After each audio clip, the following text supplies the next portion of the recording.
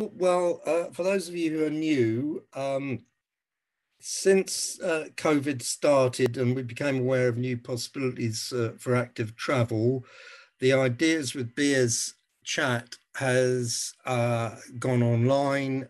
We meet on Tuesdays at 5 p.m. We've just had a month's break. We normally have one or perhaps two star speakers. We have bits from Ruth Mayorkas. We're also going to be getting regular bits from Sally Watson. And I kick things off with a bit of a news update. And what was happening before the summer break is that I was kind of doing lots and lots of work covering everything I could get from Twitter about what's happening in the UK. That's getting a bit too much for me at the moment. So I'm still going to do a news update, but it'll be a bit shorter. And it's going to include stuff that you can read, consultations, and various other bits and pieces that are happening in the UK. It's really all about pressing forward the government pushes insofar as they've existed on active travel with gear change, the 1 year report on gear change, and raiding what we can from the transport decarbonisation plan, and anything else to push forward the attempts, such as they have been, to get more proper support for active travel throughout the UK. One of the things I'm going to be doing next week is a short presentation on what I presented on at Cycle Active City, the annual conference, which was a webinar again this year. And so, you know, do chip in with your ideas. Do let us know what happens where you are.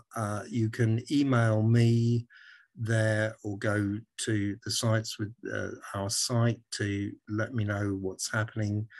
I think we're going to keep it more to, you know, the more important stuff that happens.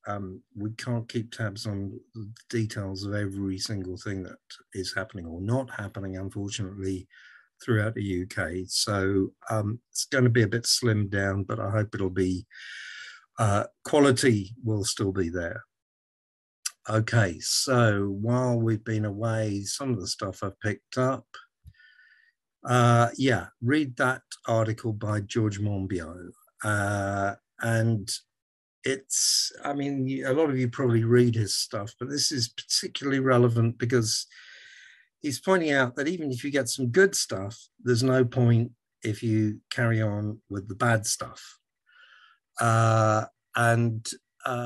You see, that is really so relevant for transport because we've had some movement on active travel and bold targets for walking and cycling in urban areas, but we've still got the £27 billion road building plan, which is, I mean, about half of it is supposed to be various bits and pieces, but there's still a good 15 billion on essentially motorways and new trunk roads for more and more motor vehicle traffic. So you have to tackle the problem at source, and that applies to all the other things that Monbiot talks about there. So do have a look at that. Yeah, and there's a webinar, Friday the 17th. Next Friday, Cycling for Sustainable Cities, a unique international comparison, and that's with Professors Ralph Buer and John Pucher. And some of you will have read their book, I forget what it's called, but they are, you know, pretty well known. And those of you who are into cycling infrastructure, which should be just about everybody here, will possibly have come across that, and that'll be quite an interesting hour and a half, I would have thought. And also, don't forget, this is the Cycling and Society Annual Symposium, and that's going to be on 16th and 17th. That's Thursday and Friday next week. Do go to their website, which is up there. That's the call for papers, but you will get a link from that website, and that's for next week as well. Okay, news from UK. There's a new Greenway plan in Nidderdale, and that's been given a go-ahead. There's the link. Ruth let me know about that, and her brother-in-law is involved in that, so he might be able to tell us a bit more about it. The usual NIMBY reactions about how it'll invite cyclists to attack pedestrians and it'll be all terrible in the end of civilization and so on, but it's had the go-ahead. Right, now in London, and I know I'm a bit London-centric, but there are some things that happen in London which are, first of all, because a lot more stuff has happened in London with regard to the gear change initiatives starting from May last year, LTNs and cycle lanes and so on, and they are relevant to people elsewhere. So tomorrow, don't forget, there's a protest tomorrow at the Holborn Junction where Dr. Marta Kravich, who was a paediatrician, was killed. And there's been one demo there already. There's going to be another tomorrow. Go to the LCC website if you're a Londoner or in London tomorrow. Yeah, I mean, David Arditi, who's here tonight, made the point that actually Camden has tried to do various bits and pieces, whereas there are other junctions which are just as bad or worse throughout London. But, you know, we can focus on this one because people have been killed there. I mean, one of the reasons they've been killed there and not at all the other ones is because there's so many people cycling there in central London. So, you know, it's a good reminder that we have to not follow the tyranny of numbers and focus on what is objectively bad. But as it happens, we will be remembering her. Also, if you read the article, unusually the high-up medics who were her colleagues actually wrote in demanding that change happen. So that's interesting. Yes, now there's a London Festival of Architecture, it's Peter Murray, and Network Rail have launched a new competition for creative and innovative solutions for pop-up flexible bike parking facilities that can easily be rolled out at different times and locations to support cyclists using railway stations. So if you or your organisation or anybody you know is got any good innovative ideas about pop-up bike parking, do try and get in on that competition. They did have a competition about the design for separators for light segregation, and I haven't actually seen what that is. If anybody wants to send that to me, that'd be nice. Yeah, Kensington and Chelsea, you should know about from what's been happening on, well, not happening on Kensington High Street. Now, this is something from Better Streets for K&C, who you should be in contact with, certainly if you're in London and anywhere. They're a very, very good lobbying group. Their judicial review process continues. They were initially refused permission for the case to be heard, but they're appealing it. And the council is trying to bully them out of it by trying to put financial liabilities onto individual members of this group. They're going to keep us updated. Also, they've written to the department to ask them if they could start the process of intervention. So, you know, go to their website, Better Streets for K&C, and see what's happening there. In Hackney, there's some good news. A legal challenge to their LTNs was thrown out. And in Lambeth, this is when they say first low traffic neighbourhood consultations launched. That's not the first time there's been any consultation. That's about making their LTNs permanent. That's the news. And I bought an interesting book, which is published by Hoxton Mini Press, and it's about streets before the cars took over. Photographs by people like Shirley Baker and what's his name, Maine, on London streets showing, no, Shirley Baker was Manchester, but other photographs from the 60s showing kids out playing in the street. That's the book. It's published by Hoxton Mini Press, and it refers to the lost art of playing outside. I'll be putting in a few photographs of that from time to time in forthcoming news updates. And that's it. Nice one, Bob. I think we've got a few points of order and comments, so I'll go to Simon first. Simon. Yeah, just to say, please do come along to the protest if you're in London tomorrow night, and do go to the webinar. But on the protest specifically, we also have a petition, and very specifically, we are now not just talking LCC, the petition, if you read it, it's not just about that one junction. Since Dr. Kraviatz was killed at Southampton Row, we've had another fatality in Harrow, and this year already, we've had 2 fatalities in 1 week in Havering. So this is about every dangerous junction now. And that's the main point as well to make on this, is every single time we get one of these high profile fatalities, we're about going to use that to make sure that we get momentum. But also every time we get one of these, what we get as a result is just rubbish.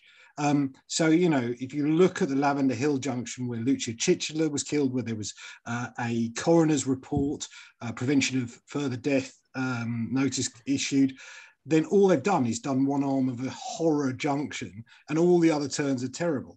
The Theobalds Road, Southampton Road junction where Dr. Kraviatz was killed, that junction has now got one left turn left. So they're going to obviously ban that left turn. That's what killed Dr. Kraviatz.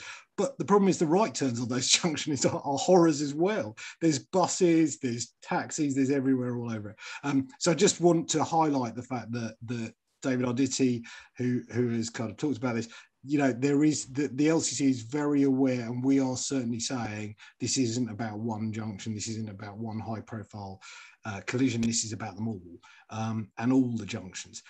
The other thing I was going to say very briefly was just to highlight on that Lambeth thing. I think the thing that most people have missed is one of the things that's been consulted on by Lambeth, and inexplicably as far as I'm concerned, is to allow taxis and private hire vehicles into all their bus gates.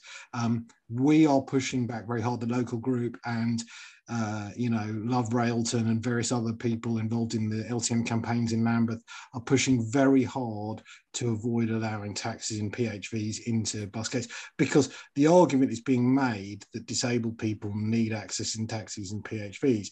But actually, there is really no good evidence in these cases that that is the case.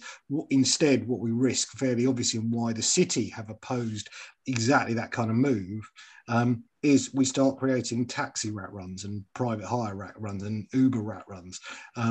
And all of the kids are off the street, and all the disabled people on mobility scooters that you see pootling around in low traffic neighbourhoods start coming off the carriageway and back onto the pavement and getting nervous and things like that. So I would watch for that one as an approach that we're seeing dotted around in London. Well, Simon, I might come back to you on junctions, but we'll hear what everybody else has to say as well. Should we go to Mark next? Mark Strong. Right, it's too many marks. Thanks. I just wanted to update people, because I think last time we hadn't met and we hadn't had the disappointing news from Brighton. So what happened is that there was the Ultram Road scheme went to a special meeting of Labour, one Conservative, one Green councillor. And despite all the lobbying and all the efforts, basically it was about a 5-minute long meeting. The Labour and Conservative councillors had already made up their mind. In fact, there were 2 amendments. The recommendation from the officers a very long report from a very good officer, was very detailed and said, you know, on all equalities grounds, on everything else, you've got to retain the lanes. And if you have to get rid of them, you should shorten them and not get rid of them completely. And basically the Labour and Conservative councillors both proposed a similar amendment, which they both seconded each other. They didn't even bother reading the report. They said that quite clearly, and they just voted it down straight away. No compromises, nothing, no discussion, just said, no, we're not going to do it. And since then, a tweet has appeared from, or a Facebook post from one of the Conservative councillors. They'd always said, oh, we want to look at alternatives. And he's just put an article out on Facebook saying, well, we never really meant that. That was just a PR thing. We didn't really mean that we were going to look at alternatives. But it's out and it'll be pulled out physically on the 17th of September. And there's very little, unless somebody takes an injunction, which is highly unlikely, it will be removed. So that's all very disappointing. The likely consequence is that the £4 million Active Travel Fund bid will be turned down by the DfT. They've had meetings with DfT officers, they're not saying what's happening. And basically the meetings, the Green councillors saying to the DfT, we couldn't stop this happening with the administration, but we can't outvote the other parties. So it's a point where the council leadership isn't able to lead, and they're well aware of it. The irony is that Labour Party conference is in Brighton this month, and on the 28th of September, Labour Cycles are doing a ride along the seafront, and they're going to go to Old Shoreham Road. Labour Cycles has been just as much rebuffed by the Labour councillors in Brighton as anyone else. So don't blame Labour Walk and Cycles groups and Labour councillors elsewhere, which a lot of people have been doing on Twitter. It's not their fault. And they know the irony of what's been going on, and that's why they're going to Old Shoreham Road. But there's very little they can do about persuading their councillors. But if you are a Labour member or a Labour councillor or coming to the Brighton conference, please come and join. I won't say us because I'm not a Labour member, but join that ride on the 28th of September. And obviously everyone will be very welcome to come and talk to what's been happening. And I'll leave it there. Yeah, I mean, that's super bleak, Mark. Thanks for sharing. But nice ride by the seaside at the end. So that's my takeaway. Clearly, we've got. And it's a nice bar. We're finishing at a really nice bar, and they're very keen, right next to the cycle track. So even if you just want to come down and have a drink by the sea, you'd be very welcome. The top of my list to come down and have a drink with you by the sea for sure. All right, we'll go on to Tim. Tim, what's going to happen? Hi everybody. Happy summer. I just wondered if anybody else had seen the letter in the Guardian today about the HGV crisis and so on, which I read because I'm a Remainer and keen to know why we haven't got anything on the shelves in the British Isles. But the second paragraph is really horrible, and I'm putting it in the chat now. So it's from the former editor of Trucker magazine, and he says, facilities are poor, the hours brutal, and the responsibilities onerous, and these are only going to get worse. The latest changes to the highway code appear to make truck drivers entirely responsible for the stupidity of childish, vulnerable road users who are now being encouraged to treat the road as a playground while adult drivers look after them. A rethink is needed. Richard Simpson. So I can't work out whether you shouldn't feed the trolls or whether we should all be writing to the Guardian, or at least posting it to the Guardian journalists who ride bikes. Scary stuff. There you go. Yeah, when trolls have authority, it's a bit much, isn't it? Yeah, thanks for that, Tim. It's kicking me hard. I'm back in the zone now. Ruth, what's happening your end? Oh, yeah. Hello. Well, I just wrote, because good news, I really, really wanted to big up the Nidderdale Greenway because it is awesome. It's the closest I've been on to that is Dutch-like, in which the surface is usable for anybody walking, cycling, wheeling, scooting, horse riding, everything. And as my brother-in-law also wrote in a letter, can't remember if it was to the Guardian or whatever, that there were so many complaints that it would be full of drugs, drunkards, etc., and it would be a disaster, and it hasn't, and it's got so much use. So if anyone ever goes to that part of Harrogate, Yorkshire, please go and have a look at it. It's phenomenal, and the fact that the lord of the manor, as it were, has really backed it and supported it is equally phenomenal. So that's the good news, and I think it is fantastic. The bad news, of course, is that Yorkshire have decided not to have the Tour de Yorkshire next year, is it? Was it this year, September? We went last year or the year before, and it was a disaster because the weather was so awful and they hadn't really prepped the ground properly. And the businesses all said they lost money. Such a shame. Anyway, so that's something that's gone from Yorkshire, but you get your good and you get your bad. Indeed, we do, don't we? All right, yeah, Brenda, come in. Thanks, Brian. I just wanted to make an announcement, or to just promote our People Parking Day or weekend on the start of Car Free Day, which is from the 17th, it's the 18th and 19th of September. So we're going to start promoting it very soon. But what we are planning is a mass direct action, where it's a very, very easy action. Basically, you go out of your house and you find an empty parking space and you do something in it. And the objective is to get a photograph or a video of yourself doing something in it. And we'll have a collection of photographs from all over London and the UK of people doing different things in a parking bay. And it's just to demonstrate the fact that parking spaces should be used for things other than just car parking. So we're just trying to promote that idea, and we've got a map. So every location where there's a photograph or an action will be it'll come up, and we're going to be promoting it very soon on social media and to different groups. So I'm just letting you all know in the hope that some of you will take part. It's really, really easy. It's just, even just sitting in the bay, reading a paper, just chatting with friends, repairing your bike. There's lots of bicycle related things one can do in an empty bay. And the whole thing is very non-confrontational and friendly and lighthearted. So if a car driver wants to park there, you just move out. It's meant to be fun. And so I hope some of you will take part and send us the photograph or the video. Thank you. That's excellent. it. Did you say it was just in London, or? No, it can be anywhere. Anyone can do it. It doesn't have to be London. London is organising it, but it doesn't have to be London at all.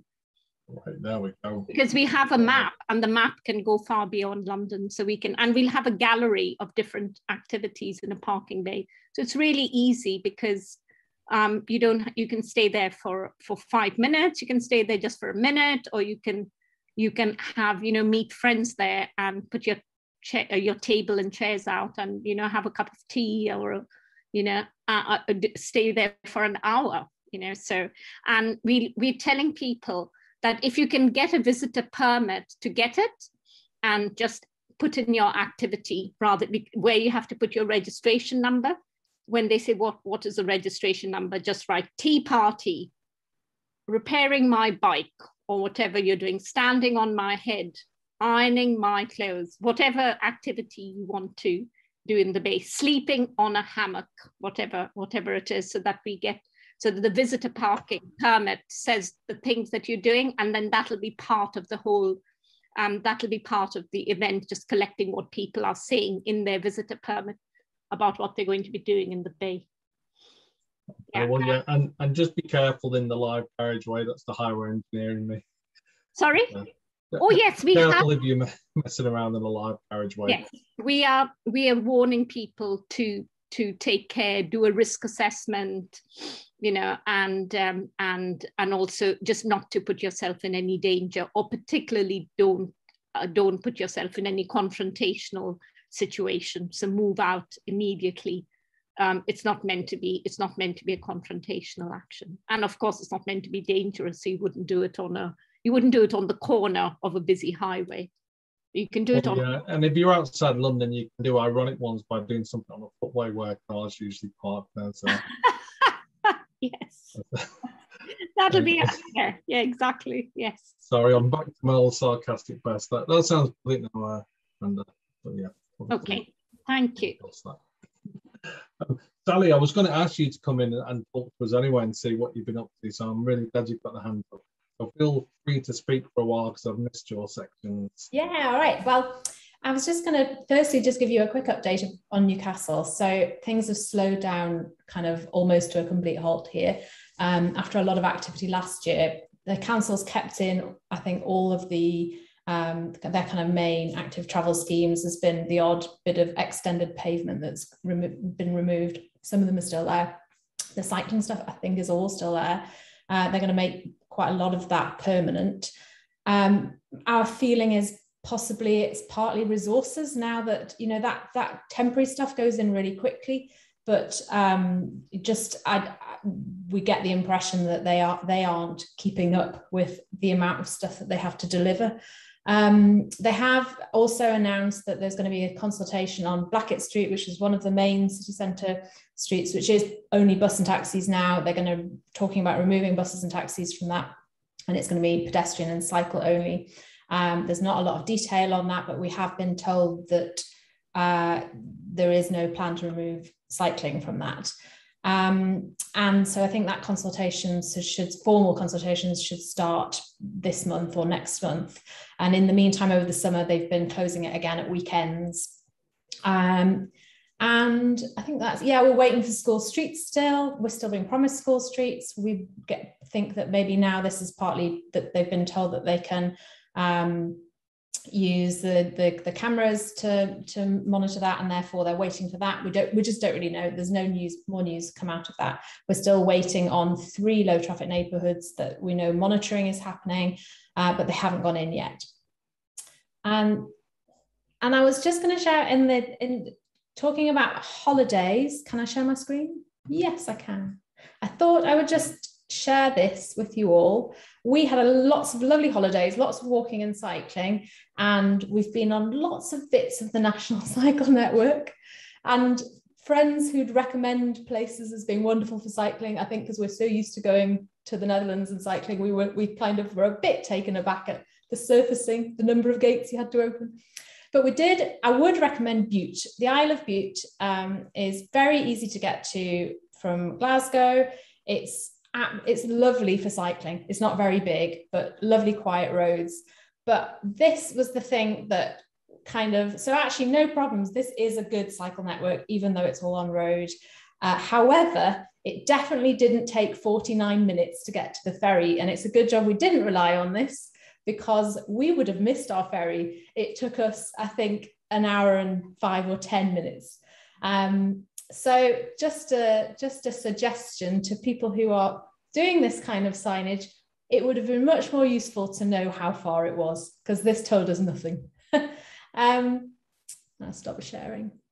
Yeah, so I chair the Newcastle Cycling Campaign currently, but I'm also doing a PhD. Many of you will know this. I'm interested in children's outdoor play and mobility, and my focus is historic. I'm very interested in how streets were, the streets that we live with now, what the people who planned those were thinking about and how they were thinking about children. So I'm now in my final year of writing this up. So I have volunteered to probably every other week come and share some of the things that I found in the course of my research. And I think that's everything. Yeah, thanks for that, Sally. Great, and I hope you're back in your regular slot now. That's fantastic. Just on the time versus distance, I think I covered this in a wayfinding one, but the rule I have, you want to use the time to entice people to do shorter trips. But if you're talking about a long one like that, then the distance is definitely better. And really, when you're on an island, you've gone there to cycle from the network. Probably for anybody that's already cycling, you want to use the distance rather than the time. But I really stand by time as a small hop between places. That's the way to go. It's just so unreliable. As a slow cyclist anyway, and as having kids, it's never going to work. But 49 minutes? Who came up with 49 minutes? Yeah. Make it a round number at least. But... Yeah, about an hour would have been all right, wouldn't it? You're on your holidays. Yeah, that's all good. Oh yeah, I can see Bob's hand up. Bob, come on in.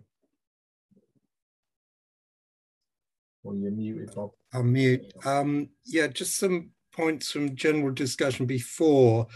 Yeah, I saw that letter that Tim referred to, and I did get very annoyed about that. There's a couple of things to say about it. The first thing is, I mean, this is just, an ex-journo, for example. And, what do you expect from the editor of Trucking Magazine? However, the Road Haulage Association has been pretty dreadful in various ways. They have financed the so-called fair fuel mob, which very effectively got £110 billion back to motorists by cancelling the fuel tax, fuel duty accelerator in 2010. And they come up with all this stuff when we had the consultation on the new issue of the Highway Code. The new issue of the Highway Code does have that hierarchy in it, but it's not saying anything fundamentally different. There's no changes in the law as such. And so to see these characters getting so upset is very revealing. In fact, Howard Cox said that the idea of him having to wait for a pedestrian sickened him. So, these are the kind of people we're up against. And this relates to a second point about that kind of car supremacism, you could call it, driver arrogance, whatever you want to call it, which I'm going to refer to in my presentation, which I think I'll do next week, that, we do have to deal with this kind of stuff. And I think in the past, cycle campaigners have said, well, look, we won't really worry about this. They're just, they don't stoop to their level. You mustn't feed the trolls, because if you fight a pig, you both get dirty and the pig likes it, blah, blah, blah, blah. But I think we do have to confront people who say these kind of things. And it's I find it very revealing, the idea that the motorist is an adult, whereas pedestrians and cyclists are children. So we do have to look at the ideology, and I'll start doing that next week. Just a point about Simon's point about the exemptions for private hire and taxis in LTNs. I think this brings us back to the fact that the MP in Ealing, who we've discussed what she said over the past year or so, talked about how taxis wouldn't take people in LTNs and so on. There's no actual evidence for this. Don't forget, people with disabilities who need a taxi of some kind will still be able to use the taxi, but it'll just be a slightly longer journey. So I think that's something which needs to be made clear when we're opposing these kind of exemptions.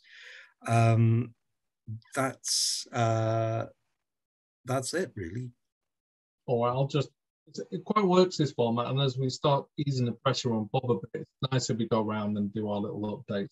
I'll just say a couple of things. So first on the truckers. So as a member of the Chartered Institute of Logistics and Transport, I've been really proud. I think we've been leading the world in like HGV cycling safety, and that's like we've been pushing it. So it was really disappointing when someone from albeit an editor and the clickbaiting and all that kind of nonsense, but it's working against what the institutes are kind of going towards. And I think most HGV drivers are really on it, really good. Yeah. And it's just been a bit of an idiot, but well done. We're all talking about it. So there's that side of things.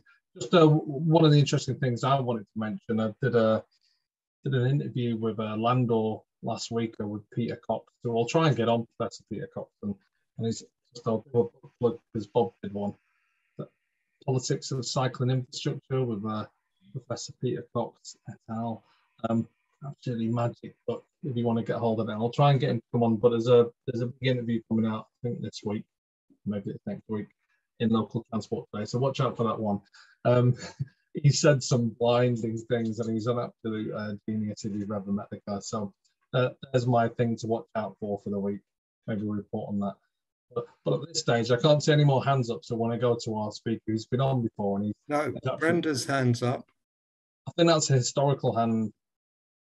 All right. I think people call it something different these days in Zoom terminology, but yeah, that hand's been gone. All right, so we'll go over to Mark Hodgson now, who's been on before, and he's brilliant. And we all need some more. So Mark, are you there? Over to you, mate. Mute. Right, can you hear me? Yeah, you're all good.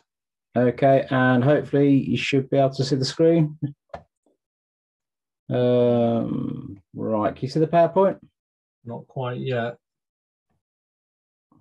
Bear me a moment. I'm going to share screen.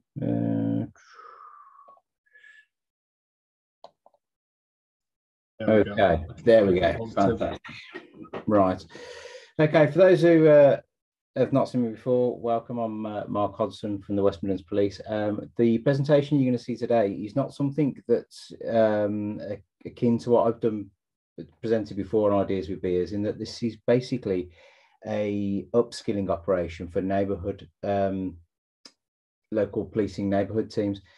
It's one of those things that can be rolled anywhere in the country because all the problems are the same. And if you can find somebody who is invested in parking problems in your local police force and has a big interest in community activity to help as well, it's a great operation, and it can solve the problems that people a lot of the time think are unsolvable. So we'll crack on, because I promised Bob that I'll be quite pertinent and to the point with this one. So how it came about. It's a problem faced everywhere, parking issues. We all know the issues regards access and selfish drivers who block pavements, but not only pavements, but roadways, and cause all sorts of road harm in their selfish actions. Wherever I've worked in the police, whether it be on a neighbourhood, whether it be on response, whether it be on traffic, the problems have always been the same, mainly around honeypot locations, schools, shopping centres, places of worship. They can be time specific, they can be continual if it's residential, but it's always the same wherever I've worked. Now, I've always been able to deal with them, and basically what we kept on getting was a lot of demand from local neighbourhood policing teams saying, can you come and have a look at this for us? So my idea was, well, instead of us going to look at them in the traffic department, we'll just upskill the local neighbourhood team, and then what we'll do is we'll utilise the public to help them deal with the problems as well. Now, when I say the local neighbourhood team, I specifically wanted to upskill PCSOs.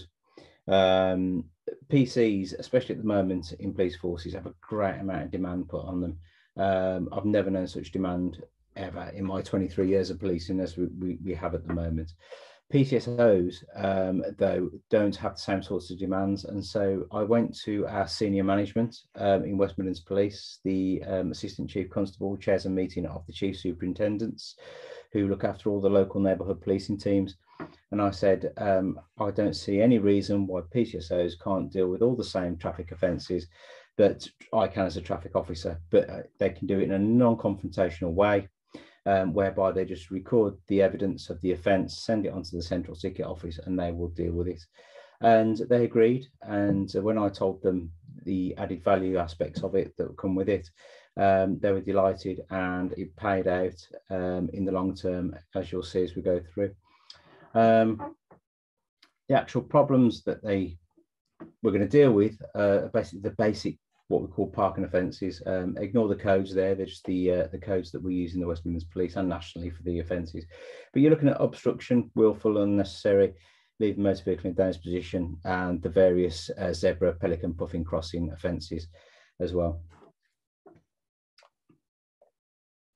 And this is what we taught them to do. Each specific little offence that we come across, we taught them how to deal, how to evidence. So those vehicles parked on or in a crossing area. All the offences that you're going to see are offences that historically do cause great harm. I've been to fatals as a result of all the offences that we've seen, and they continue. That, you know, they very rarely make the news. But things like that, the parking on the zebra, the zigzags on the approach to crossing, blocking view, you know, we get numerous fatals on crossings because of instances like this.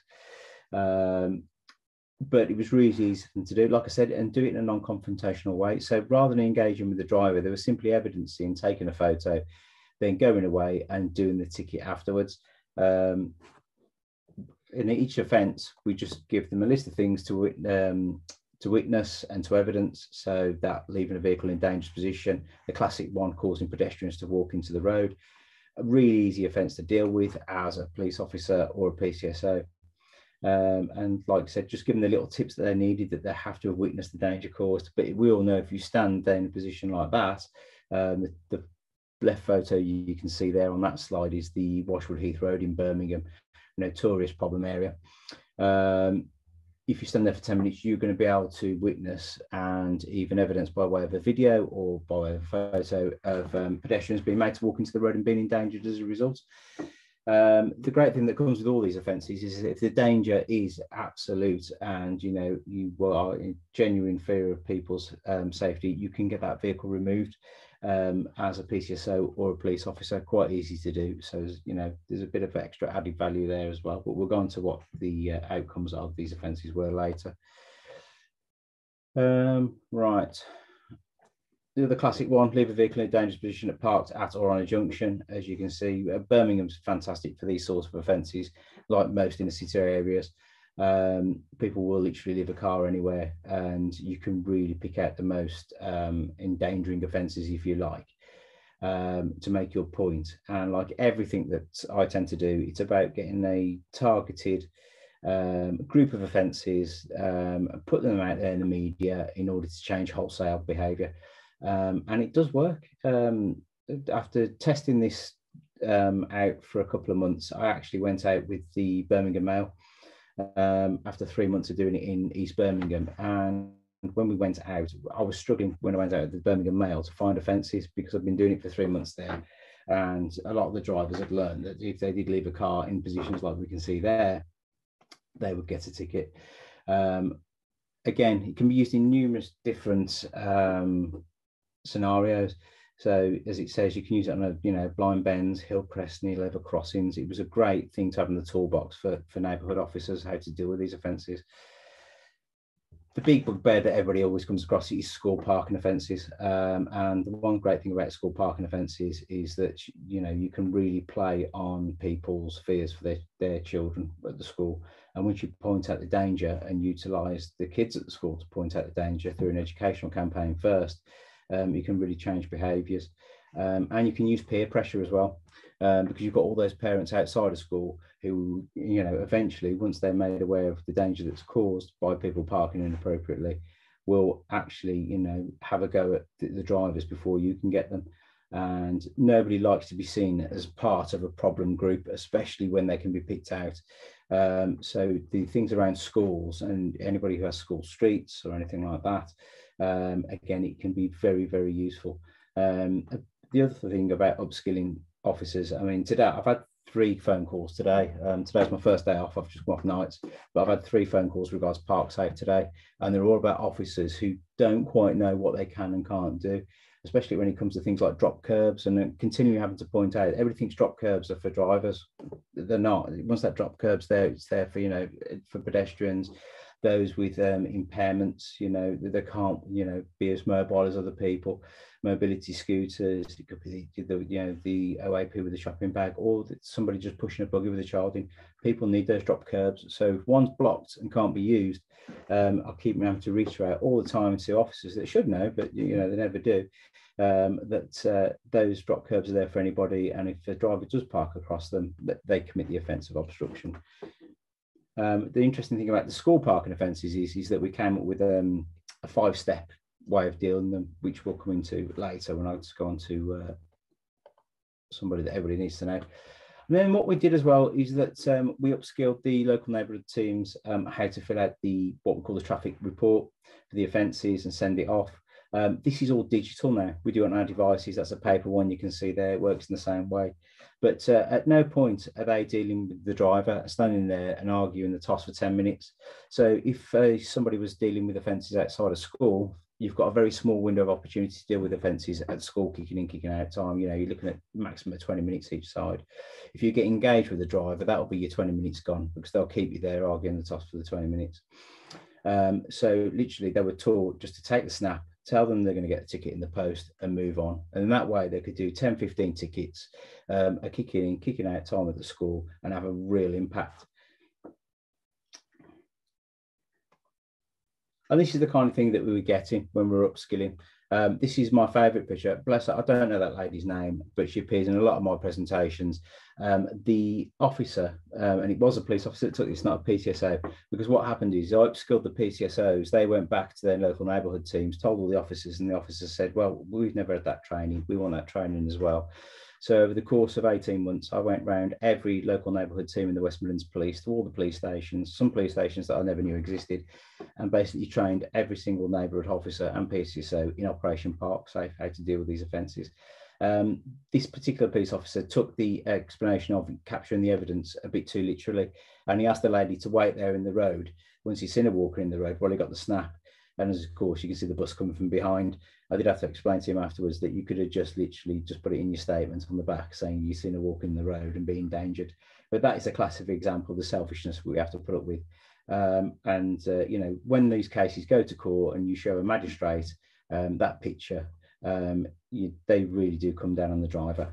I mean, that's a classic leaving a motor vehicle in a dangerous position, a minimum of 3 points and £100. But if they're caught, we're getting results, you know, sort of 5-6 points each time for that, and fines in upwards of £600. We once had a obstruction fine, which is only £30 at the roadside, go before a magistrate, and that he gave that driver £660 fine plus costs, because in his consideration, it was absolutely appalling. So it's something that really does strike a chord when it gets to the judiciary stage as well. The great thing about Park Safe is third-party reported offences. As a police officer, it's quite disheartening to deal with parking offences sometimes, especially if they're residential, because you're not there all the time. And so you'll get the report of somebody saying somebody's blocking a curb, somebody's blocking a pathway, somebody's blocking an access, and they're never there when you go. So what you do is you basically empower that person, the caller, to collect the evidence for you. And like he says there, it's ideal for active citizens and victim empowerment, and they help you solve the problem. And from a police point of view, it's like the golden chalice, because they either give you the answer, they give you the evidence, you can deal with the driver of that vehicle, or the next time they think they're going to phone, they think, well, they've given me the ideal opportunity, but if I don't want to help the police, then it's not worth me phoning, because they're just going to tell me to collect the evidence myself in a non-confrontational way. And so they stop phoning. So from a police point of view, it cures the problem, either the positive or they stop phoning. And if they stop phoning, generally you think they're just a moaner and there isn't a real issue, because if there is an issue, somebody will always help you out and do, you know, give you the evidence and do it. As it says, it's not for the vulnerable or the hot-headed for obvious reasons. What we don't want to do is start neighbourhood problems. And all the third-party reported offences regards Operation Park Safe are triaged through the neighbourhood team. Unlike sending them through the Next Base portal, which you do with other, you know, digitally reported offences. The reason for that is threefold. First of all, is that often, especially with residential offences, people won't be aware of the problems they're causing. So if you get a call about somebody, say, who's blocking a pathway for somebody who needs to hit that pathway because they've got a mobility scooter or they've got a double buggy or whatever the case may be, or they might be sight impaired, once you've knocked on that driver's door, if it's a residential thing, and said you're causing problems for your neighbour down the road, these are the reasons why, they'll be absolutely devastated. And they often are, because they're just not aware, because drivers don't think, you know, they think everybody's like them, they're able-bodied. And that would alone solve the problem. If not, then you can ramp it up. The other reasons why they always go to the neighbourhood team is if a vehicle is consistently parked, say outside a school badly or outside a place of worship, there can be a very, very worrying reason for that. And if you report offences through the digital reporting portal, they go to a member of staff who doesn't do the policing appreciation of what was that car actually parked there, and you can lose some very, very high-end intelligence. And we'll come on to the added value that you get from people reporting, you know, bad parking later. There's some real demand and danger reduction that can come from just that the intelligence gleaned from a badly parked vehicle. And the other thing about neighbourhood teams is that they know their neighbourhood best, and it may be the case that they might have already invested a lot of time into an area regards parking offences. And so they might get the complaints and think, we'll just go down there and just ticket them all. But if it's a new problem, then they can start the process from the start, the education, and just run through all the steps of Operation Park Safe, right the way up to, like I said, some very severe ticketing, and hopefully solve the problem. one of the great educational things that they start with are these are the fake don't plonk it, park it tickets. And this is where the active citizenship comes in. In the West Midlands Police, like most places now, we have street wardens and we have street watch groups who go out with their local neighbourhood teams. Basically, these were the first part of the education. So if there was a problem in a particular area, the street watch volunteers could go out with their local officers or their local PCSOs, see badly parked cars, and these went on the cars just like fake tickets. The driver thinks they've got a ticket, they take it out and it explains the problem. They record the vehicle reg, where it's parked, and then this is their first warning, if you like. So the active citizens are given them out. If the car's seen there parked again, whether it's a police officer, PCSO, or a member of the public that records it parked there in the same manner, the evidence is sent back to the local policing team. They can say, well, this person's already had their warning, and they're prosecuted as a result. The one thing to remember is when you're dealing with when members of the public, keep them away from the confrontation and make sure they have a good understanding of the law. So when it comes to the police, the way I always put it is that we do danger and obstruction. The council do lines and signs. Okay, so we don't do double yellow lines. We don't do parking on grass verges or bylaws or anything like that. We can use it as evidence in offences, you know, to aggravating factors. Those double yellow lines are always there for a reason, and curb markings. The driver should know, but that's the way it works. And so it's a good way of making sure everybody's got the knowledge and know what they're going on about before they go out and start doing it. But there's not a lot to know. Added value, demand reduction, harm reduction. When you start empowering people and local officers with parking offences and they're confident with what they're doing, they start taking notice of badly parked vehicles. And the one thing about badly parked vehicles is they're usually badly parked. People don't care either about what they're doing, other people, or the actual vehicle. That Land Rover Discovery there is a stolen vehicle that was only taken notice of because the way it was parked. Stolen from a car key burglary. And what we did find is when we started empowering people and upskilling them, whether they be officers or members of the public, they were taking notice of these vehicles. And this is where the added value comes in for police forces and how you get them a buy-in. We suddenly started recovering a lot of cloned and a lot of stolen motor vehicles that we would never have seen before. You know, because literally there were cars equipped with ANPR driving straight past that car. It's on false plates. It wasn't being picked up. The traffic officer on their way to another job is not going to take any notice of a badly parked car, unfortunately, because they're too busy. But your PCSO on the push bike walking around, or your member of public in the street watch scheme sees that car, thinks that's badly parked, alerts the neighbourhood team, come down, have a look, have a good look at the car, check the VIN number. It's a stolen car.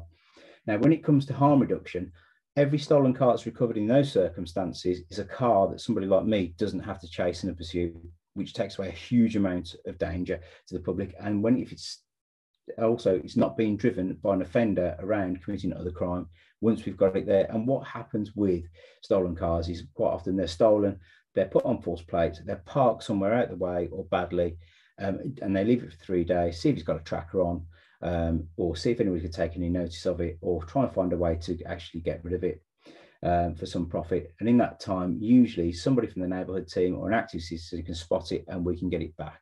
So from a policing point of view, you've got low cost, often voluntary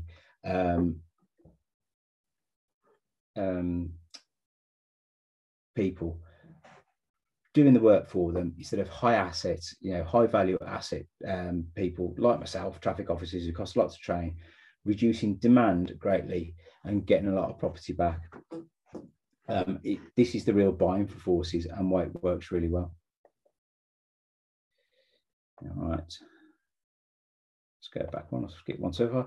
And where you find one, you usually find two, and on the other side of that junction is exactly the same, another stolen car, badly parked, as you can see once again. So, and again, normally people would just walk past them, and the only reason those two cars cancel alike is because of the way they were parked. And then you get two stolen cars back and reduce demand and harm massively. Results of the operation, like I said, once you get these people interested and they're invested in the offences and they realise that they're reducing harm in their community and doing a great deal of benefits, especially to the most vulnerable who need the access to the drop curbs, who need the access to the pavements, you get a lot of innovation. So we had PCSOs who say at a local shopping centre where they've got lots of zigzags parked cars on a crossing, they were started putting posters on the doors of the takeaways that people were visiting while they were illegally parking of a PCSO or a police officer putting a fine on the car where they were parked. So as they opened the door, they saw the picture of where they parked their car getting a fine. And from the people who had the takeaways that they were visiting and the shops, they were literally seeing the poster, turning around, looking at their car, hesitating for a minute, going back and then moving it. And then you've got straight away behavioural change from just a little thing like that. Fines, like I said, we started, because as more of these offences went through, the fines started building up and building up and building up. Personally, I've had 2 drivers disqualified for a single offence for leaving a motor vehicle in a dangerous position because they've been evidenced properly. Both people on mobility scooters who couldn't get across the road as a result and had to go into a lot of carriageway. One was a district judge who was particularly harsh and really did lay into the driver in court. But again, it's something that everybody sees and everybody's aware of. And when you evidence it right, and we teach the officers to evidence it in the right way and point out that the most vulnerable in the community are affected, then the sentences and the fines and the points that are applied to driving licenses get ramped up. Like I said, intelligence, we found a great deal of, intelligence from people go around seeing the cars, whether badly parked cars, whether they're linked to crime, stolen, used in crime. Demand reduction, it solves problems. If you do the media right, like I've always said, a small amount of enforcement done right, it changes wholesale driver behaviour. It works really, really well. Awareness of the law. There are unfortunately a lot of drivers out there that won't even realise they're breaking the law when they block a drop curb or block a pavement or anything like that. So again, awareness is fantastic, and it's one of those things that you can really play on. All the papers that we love to hate love a parking story because it resonates with their readers as well. And so you hit the right places. I did a series with Channel 5 called Britain's Parking Wars, but it hit the right people that I needed to hit regards parking offences. It was on Channel 5, it's shown on Dave every day of the week on repeat, but the right people were watching it, the right people who I needed to change behaviour of. And that harm reduction times 2, not only are you dealing with the actual physical bad parking and the harm that comes with it, you're dealing with, when you start identifying those stolen vehicles, a much more serious threat of harm. Like I said, every stolen vehicle that we came across that was badly parked, because people were suddenly taking interest in badly parked vehicles and vehicles parked out of the way, was one less that we had to chase as a traffic department. And I don't know if you're aware, but I always say that vehicle pursuits, and it's the most dangerous things we do in the police, because the harm that a vehicle can do. I'm going to just go back to schools for a minute. I've already talked about schools and a specific problem at schools, and people will have lots of problems with schools. This lady, Mandy Slater, is a woman that I've worked with for a long, long time in Birmingham City Council, and she was absolutely fantastic. And when I started doing work around schools, she helped me build the package that I use. Mandy goes into all the schools and does lots of things around modal shift, parking, all the traffic issues you can have around schools. Very good, but she organised and got funding for school parking boxes. And so whenever a local officer contacted me and said, I've got a problem with parking around this school, the first thing you would do is say, right, you speak to Mandy and she'll drop you in a school parking box. And it had all the bits and pieces that a school needed to do the education themselves first. So the kids would have to hang the banners outside the school, explaining all the bits and points on the law. They give them all, they did their own posters, hand them out to drivers outside the school. They would really get involved and get invested. Then the school would nominate people to stand outside the gates to monitor the parking situation, whether that would be people on the PTO, whether it's members of the staff themselves.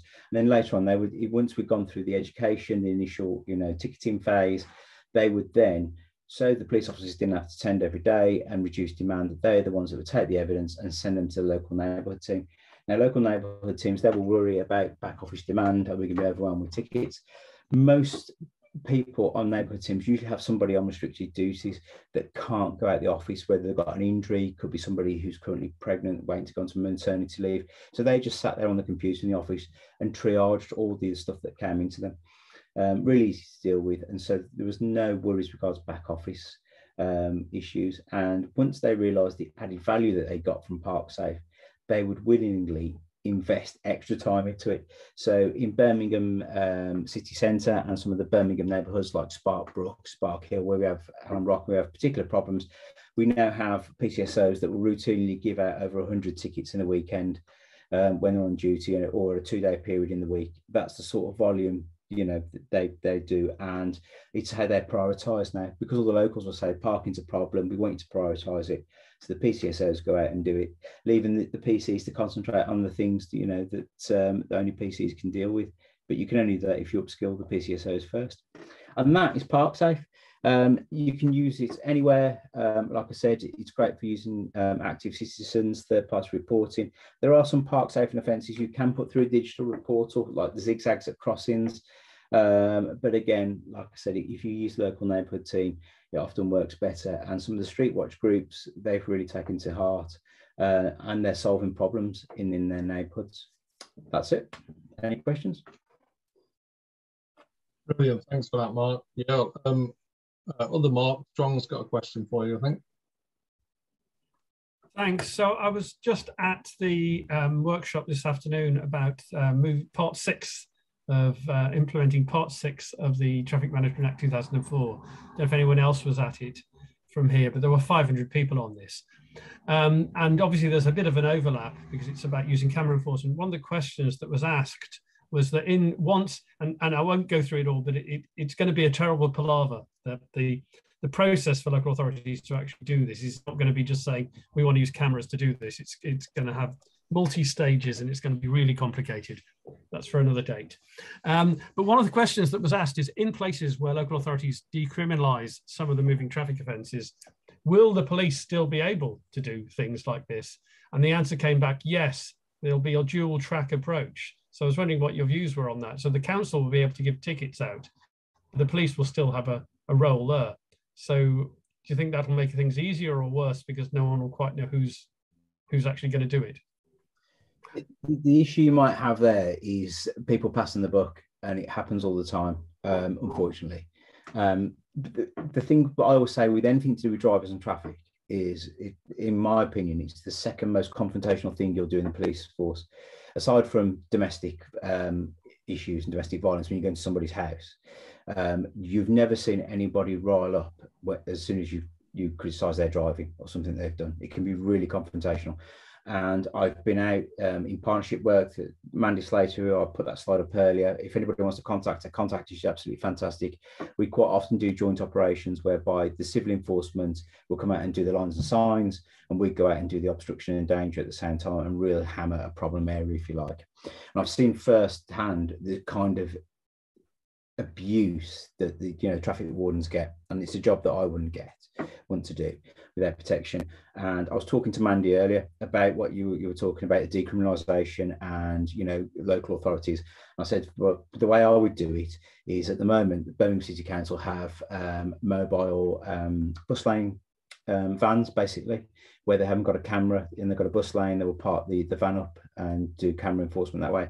And we're talking about school streets, and she was saying that she was having trouble getting some buy-in at the moment from some of the local neighbourhood teams regards to school streets and enforcement, and she'd really like some done. And she says, well, if it changes, what do you think we should do? I said, I'll just stick your camera enforcement van down there. Somebody in the van, just take the pictures. Don't go face to face with them and put all the fines in the post and do it that way. And then just keep a list of schools where you've done civil enforcement, and then it's ticked off. And then if it doesn't cure it and you think you need a uniform presence down there, you've then got the evidence to go to the police and say, look, we've done civil enforcement, the danger's carrying on, and that's the thing, you've got to evidence the danger. Can you come and do something about it? And inevitably, if the danger is evidenced in the right way, we're duty bound to do it. You have to go and do it. And like I said, it's a case of that all the offences you've seen today, whether it's just obstruction of pavement, whether it's the leaving a motor vehicle in dangerous position, whether it's the parking on zigzags, I can think of fatals that have been caused by all those offences in the last 12 months in the West Midlands police area alone. So there's no, excuse for not dealing with it. The ultimate answer is that if you can find somebody in your force or in your local neighbourhood team who's invested, there is an issue, and to work in partnership. So if you're going to go and do civil enforcement, I would do the police enforcement at exactly the same time. Partnership working is actively encouraged, and I'd take your street watch out at the same time. I'd get the members of the community involved as well. because like I said, you've got that peer pressure then as well. And I'll invite all the press as well at the same time to get maximum buzz to be out of it. I am on community speed watch, and I just wanted to say on the cloning elements, we've done repeat offenders where I've taken the plate down and I've been seeing them again, and I'm sure that I've got it right, and it comes back as wrong. And it turns out that when we go through our local Sussex police force rep, that it's a cloned number plate. So it's not us getting it wrong. Yep, I mean, there are a lot of cloned cars out there. 95% of the vehicles that are stolen, I don't know about anywhere else in the country, in the West Midlands, are never recovered. And we have up to 84 vehicles stolen a day, motor vehicles. So that's a lot of vehicles, as you can imagine. And the package that I put into, once I've done Park Safe, into the local neighbourhood teams, is a package called Hidden in Plain Sight, which upskills them to identify clone motor vehicles through a variety of ways: plate patches on ANPR, looking at VIN numbers, all the little things that we look at on registrations. And you'll be amazed how many, stolen clone motor vehicles are out there. And now you've got clean air zones. You're starting to get a rise in people just cloning motor vehicles to get out of, paying fines for clean air zones and things like that. There are a lot of clone motor vehicles out there. Unless you start looking at vehicles for various reasons, and especially vehicles that are parked badly, because like I said, the thing is, if somebody parks a car and they park it badly, they don't care about the car or don't care about the consequences because it's not actually their car. It's the only way they come to light, and that's why we always say don't put them through digital reporting, put them through the local neighbourhood team, else we lose that intelligence, we lose that chance. And we're recovering some very, very valuable cars. I've seized a car for an obstruction offence that was just blocking a gateway to the back of some shops. There was a £36,000 Audi that nobody could come and claim because it had been bought basically with crime money, but it had been parked badly, and nobody came out to me, it was being recovered. So we keep that car. Yeah, nice. Anybody got any other questions? I've got a couple of questions here. Oh, I can see Bob. Go on, Bob. Well, you're on mute, Bob. Still on mute. Yeah, another brilliant one, Mark, and very concise and nice. Now, one of the questions that's come up in the chat is about how to disseminate this further. Steve and Brian have been talking about this. You're due to speak at a Leicester cycling campaign. I was thinking of if it could be presented as an article, you could have it on the RDRF website. Any ways in which we can assist in pushing this message further. That's one thing I was going to say. Yeah, I mean, I get lots of inquiries all the time. I know that I've had officers from Yorkshire, in particular Bradford, a lot of the inner city areas with their problems with pavement parking. I've sent what you've seen today is just a snapshot of the training PowerPoint. I've sent the training PowerPoint to whichever way you want or think it would be best to enable people or to spread the word. It's fine by me. I mean, a snapshot of the presentation today from off this, I always think is very watchable, better than sitting through a PowerPoint and the questions afterwards, because a lot of people have the same questions that are being asked now. Like I said, I went round and upskilled every neighbourhood officer in the West Midlands, which took me over the course of 18 months, because there's a lot of neighbourhood teams in the West Midlands.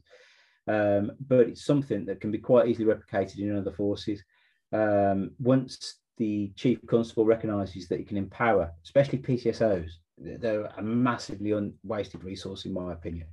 And when you speak to PCSOs, the biggest problem that they'll say they face is that they haven't got the skill set to deal with a lot of the problems that they're faced with in their communities. So with a little bit of investment, you can then give them a non-confrontational way of dealing with all these parking issues and all these endangerment issues. And the one thing that they do report back is when drivers realise that you're going to come down like this and be very strict and very precise on parking, it starts to change with the driving behaviours, because they think, well, if they're going to be like this about the way I park for 5 minutes outside a shop, what they're going to be like when I'm speeding down the road or when I'm tempted to use my mobile phone.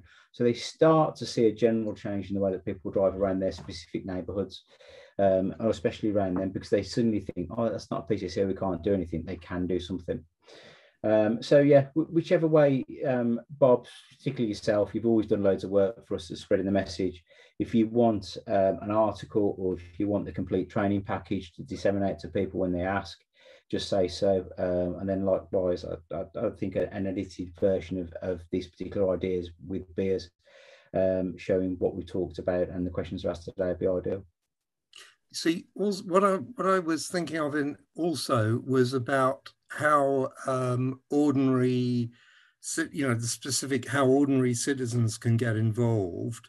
So it's partly doing third party themselves, but about what, the individual local resident, the kind of person who might get involved in community road watch, speed watch, whatever it's called.